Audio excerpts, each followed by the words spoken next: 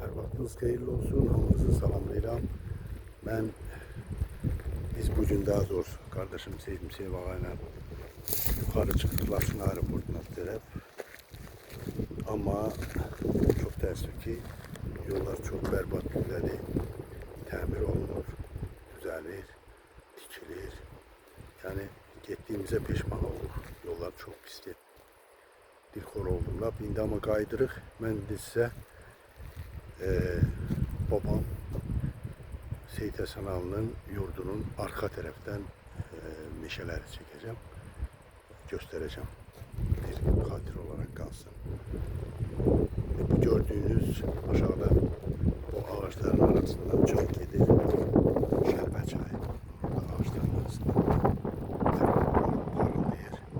Bu çayın o yüzü tam güneşin çıktığı yer. Bak bu kalın meşe. Ora Seyit Həsən Ağa babamın yurdunun arka tarafıdır. Bu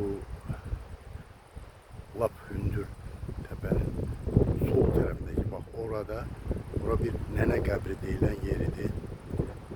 Onun o yüzü oradan büyük bir çığır gelirdi.